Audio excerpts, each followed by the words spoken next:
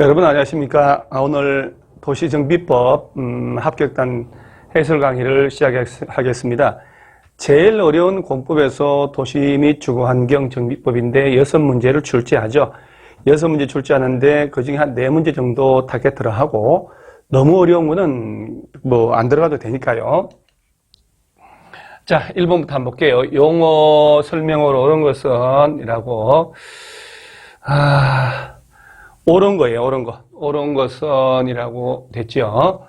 재개발 사업은 기반시설이 열악하고 노불량 건축물 밀집한 지역에서 주거환경을 개선하거나, 자, 여러분 꼭 상업지역, 공업지역 등에서 도시기능 회복, 상권 활성화 등을 위해 도시환경을 개선하기 위한 사업이다. 주거환경을 개선하거나, 주거환경을 개선하거나, 상업지역, 공업지역이니까 도시환경을 개선한다.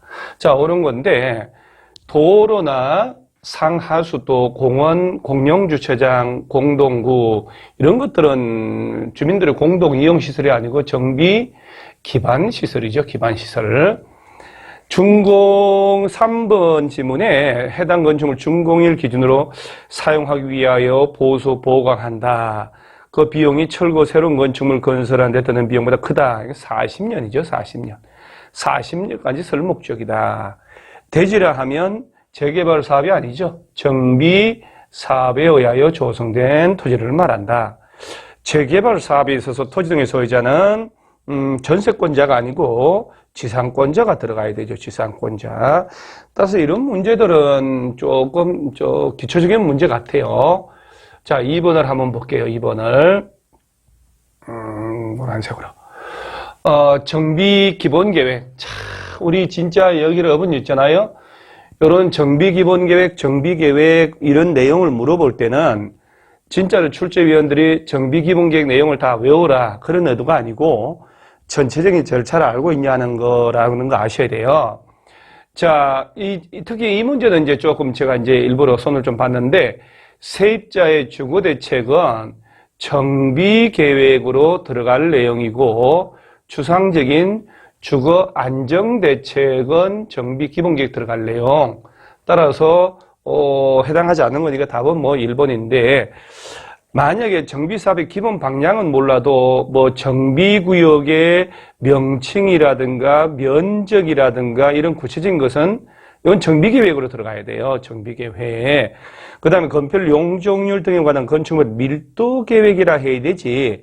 구체적으로 건축물의 주용도라든가 건폐율, 용적률, 높이에 관한 최고 최저한도라고 하면 이것은 정비계획에 포함될 사항이에요. 그래서 이런 것들은 조금 한번 읽어보라고 하는 의미니까 3번에 정비구역 옳지 않은 것은 여기서 다 이렇게 한번 볼게요. 그러면 정비구역 지정권자는 정비구역에서 건축물의 높이, 최고 높이를 변경할 때 지방 도시계획의 심의를 거치지 않아야 할 수 있다. 심의 생략 사유까지는 뭐 굳이 신경 쓸 거 없고요. 정비구역 지정권자는 효율적인 추진을 위해 필요하다고 인정하면 둘 이상으로 분할하는 방법으로 분할하거나 합쳐 결합해서 지정할 수 있고, 자, 이게 3번 지문인데 정비사업 시행으로 토지 등의 소유자에게 과도하게 좀 부담된다. 그러면 정비구역 지정권자는 도시계획위원회 심의를 거쳐서 해제를 할 수 있다. 우리 정비구역의 해제는 의무적으로 반드시 우리가 외운 대로 하면 3, 2, 3, 2, 3, 5 할 때 말이에요. 구역 지정권자가 해제하여야 한다라는 사유고 임의적 직권 해제 사유예요. 그래서 이게 해제할 때는 지방도시계획위원회 심의를 거치는데, 뭐 나머지는 이제 쉽습니다만, 요 얘기를 제가 한번 하려고, 정규 수업 시간 제가 안 왔습니다만은, 자, 여기에 지금, 이게 임의적 해제, 직권 해제 사유예요. 여러분요, 정비구역 지정권자는 다음에 해당하면 지방도시계획위원회에 당연히 심의를 거쳐서라고 해요. 해제할 수 있는 사유. 이것은 우리가 배운 3, 2, 3, 2, 3, 5 의무적 해제 사유와 또 다른 거예요. 요거는 이제 지자체 지정권자가 판단했을 때 이건 좀 해제할 수도 있다. 그래서 요걸 좀 봐놔야 되는데 특히 1번, 2번, 3번은 원래부터 있었어요. 남은 추가된 거고. 그래서 다 못 외우니까 정비사업 시행으로 토지 등 소유자에게 과도하게 부담이 발생할 것으로 예상된다. 그때는 이제 지정권자가 심의 거쳐 해제할 수 있다. 이게 하나 정도 써먹는 것. 정비구역 추진 상황으로 보아 지정 목적을 달성할 수 없다고 인정된다. 도저히 목적이 안 된다. 똑같은 사유예요. 토지 소유자, 자, 3번 때문에 100분의 30 이상이 구역 등의 해제를 요청할 때 추진위원회가 구성되지 않는 경우일 때, 자, 여러분요, 토지 등의 소유자 30% 이상이 도장을 받아서 해제를 요청하면 정비구역을 지정권자가 해제할 수도 있어요. 임의적 사유. 반드시 해야 되는 건 아니고 요청한다. 요청. 요거는 좀 봐놔야 돼요. 요런 사유에 해당하면 구역 지정권자는 또 해제할 수 있다라고 하는 거. 그래서 요걸 한번 보게 하려고 제가 넣어놓은 문제입니다. 자, 시장문수 등 허가를 받아야 하는 것 여러분요 꼭 도시개발구역하고 정비구역 둘 다 허가 대상, 허가 예외 동일합니다. 그런데 개발구역은 대수선도 허가를 받습니다. 이제 건축물 및 가설건축물의 건축, 대수선, 용도 변경 전부 다 허가. 그런데 정비법은 대수선은 허가 대상이 아니에요. 요거만. 그러면 허가를 받는 거 찾아봐라. 농사 짓는 탈곡장, 농사 짓는 비닐하우스, 경작을 위한 농사 짓는 종류, 이런 것들은 허가 대상이 아니고 벌채식재 허가를 받죠. 자, 문제는 뭐 되게 쉬운 문제입니다. 요건 개발법하고 똑같다는 거 아셔야 돼요. 자, 5번. 정비구역 지정권자, 이게 이제 우리가 늘상 배우는 3.2323 할 때 정비구역 등을 해제하여야 한다라고 하는 거거든요. 그래서 예정지를 푼다 나오면 꼭 외우셔야 돼요.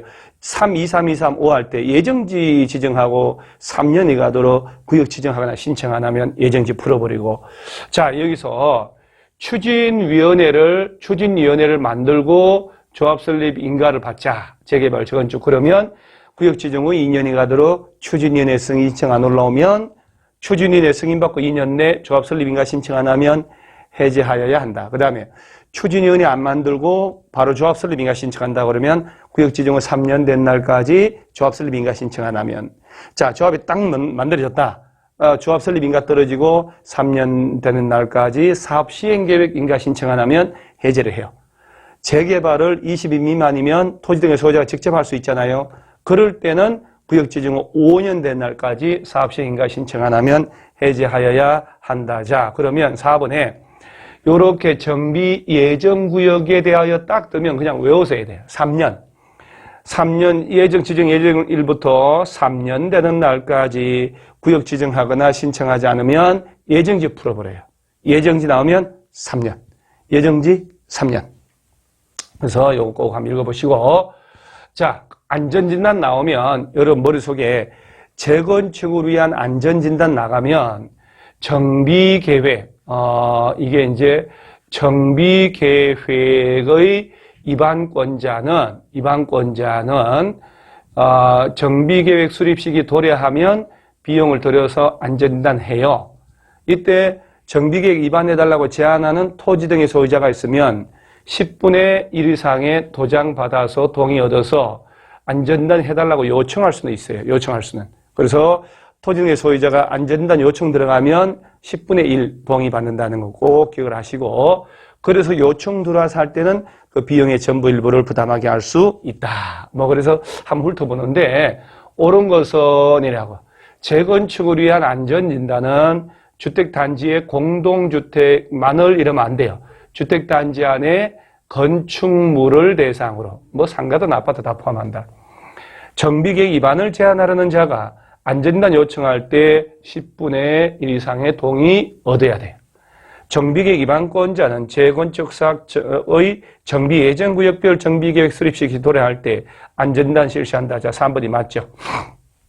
이 위반권자가 하는 거예요. 위반권자가. 원칙은 비용을 들여서, 물론 한국건설기술연구원 등에다가 맡길 수는 있죠. 의뢰를 하면 30일 내 의뢰를 해서 하면 그 돈을 더 줘야 되겠죠. 결과 보고가 나와요. 저 의뢰한 결과 보고 가지고 최종 결정을 해요. 그 다음에 4번 같은 경우에 안전진단 해달라고 요청하면 30일 내에 실시 여부를 결정해 통보한다는 거. 그 다음에 주택의 구조안전상 사용검증가 필요하다고 국토교통부 장관이 인정하는 게 아니고 정비계획에 입안권자가 인정을 하면 안전단에서 제외될 수 있다라고 하는 거예요. 따라서 안전단 파트를 한번 쭉 연필 줄치고 한 두 번 읽어보시기 바랍니다. 정도 읽어보면 뭐 답이 보여요. 자, 7번 사업 시행자. 우리가 정비사업 종류 세 가지를 개념하고 어떤 방식으로 하고 누가 하는지는 제가 이제 프린트도 주고 여러 가지 했는데 그거를 혼자서 한 3번, 5번을 반복하세요. 반복을 해야 돼요. 반복만이 최고입니다. 틀린 것은 주거 환경 개선 사업의 경우에 시장 운수 등은 천재지변 등이 있으면 동의 같은 거 안 받아도 직접 할 수 있어요. 이후에. 그 다음에 이번에 재개발 사업은 조합이 시행하거나 조합원의 과반수 동의 얻어서 공적 주체랑 공동으로 할 수 있다. 20인 미만이면 조합 설립 안 하고 소유자가 직접 할 수 있는데, 자, 재건축으로 가볼까요? 재건축은 조합이 신탁업자나 한국감정원 등과 공동으로 사업 시행할 수 있을까요? 없지요. 자, 뭐 이런 거 못 찾으면 너무 쉬우니까 얘를 1번으로 안 갖다 놓고 4번쯤에 갖다 놓은 거예요. 그래서 신탁업자나 한국감정원은 재개발 쪽으로는 가요. 재건축은 안 된다는 것. 자, 8번에 시장운수 등이 직접 시행하거나 LH 등을 정해서 사업을 시행케 할 수 있는 사유. 자, 요거는 문제를 풀기 전에 자, 제가 이걸 한번 볼게요. 8가지 사유가 있어요. 재개발, 재건축을 8가지 요 사유에 해당하면 시장운수 등이 직접 하거나 LH 등을 정해서 시행케 할 수 있다. 이렇게. 자, 천재지변이 있다. 8개 사유 중에, 이거 뭐 정답 처리 되겠습니까? 요거죠, 요거. 고시된 정비 계획에 정한 정비사업 시행 예정일부터 2년 이내에 사업 시행 인가 신청 안 하거나 위법 부당할 때, 다 이때도 재건축은 해당하지 않아. 재건축은 해주질 않아요. 재개발만. 그래서 이런 문제 나올 때는요, 재건축으로 내지 않고, 재건축은 예외 있으니까, 재개발 사업을 시장운수 등이 직접 사업 시행하는 사유다. 바르지 않은 거 이렇게 내는 거예요. 재개발 쪽으로 내는 거예요. 그래서 정비사업 시행 예정일로부터 2년 내 사업 시행 인가 신청 안 하면 비키라고 시장운수 등이 직접 하거나, 야, LH 너, 네가 해. 라고 할 수 있다는 얘기예요. 요거 2년. 요거 꼭 기억하고. 세 번째, 요거 놈을 정답 처리하면 논란이 많이 된다 했잖아요. 추진위원회가 시장운수 등의 승인 떨어지고 3년 이내에 조합 설립 인가 신청 안 하거나 조합이 조합 설립 인가 받고 3년 내에 사업 시행 인가 신청만 안 하면 비켜, 우리가 할 테니까 라고 하는데, 우리 추진위원회 만들고 2년이 가도록 조합 설립 인가 신청 안 하면 조합 자체가 해산 정비구역 자체가 없어져 버리잖아요. 그래서 이거는 2000년도부터 있던 조문이고 정비구역 해제는 그 이후에 들어온 거예요. 따라서 이렇게 서로 조금 앞뒤가 안 맞는 게 좀 있다는 것. 그 다음에 여기서 이제 뭐 사업 시행 인가가 취소될 때 마찬가지. 자, 요 시옷을 보면 요건 좀 봐야 돼요. 해당 정비구역의 국공유지, 국가 지자체에 가진 땅 면적 또는 국가 등이 가진 땅하고 LH 등이 소유한 토지를 합한 면적이, 즉 공적 주체가 가진 땅 면적이 전체 면적의 2분의 1 이상으로서 소유자 과반수가 와서 시장운수 등 또는 LH 등을 시행자로 지정하는 것에 동의를 해요. 자, 머릿속에 국가 이렇게 얘기하면 돼요. 국가 등의 공적 주체가 가진 땅이 전체 면적이 얼마 이상? 2분의 1 이상이에요. 자, 그리고 소유자 과반수가, 자, 그러면 2분의 1 이상인 국가 등이니까 기타 소유자 한 명만 도장 더 받아오면 되거든. 시장운수, LH가 한다에 동의한다. 그래서 국공유지 등이 2분의 1 이상이다. 그리고 과반수가 소유자가 시장운수 등 시행하는 것에 동의한다. 요거 한번 읽어놓고, 그 다음에 요거 니은 좀 체크해놓고요. 그리고 요런 사유 얘기하는 거예요. 그러면 재개발 사업을 이렇게 내는 거야. 재개발 사업을 시장운수 등이 직접 하거나 LH 등을 정해서 시행케 하는 사유다 할 때, 아, 이 문제가 바로 이걸 묻는구나 하고 이렇게 좀 알아야 돼요. 이게. 요거는 이제, 레벨이 진짜로 우리 공법 레벨에서 한 단계 높은 거죠. 제가 평소 수업 시간에도 살짝만 언급한 건데, 요거는 이제 여름철 되면 세게 좀 언급을 해야 돼요. 자, 그래서 바르지 못한 것. 자, 고시된 정비 계획에 정한 정비사업 시행 예정일로부터 2년 내 사업 시행인가 신청 안 하거나 위법 부당할 때, 재개발이니까 재건축은 제외한다라고 했으니까요. 2년이죠, 2년.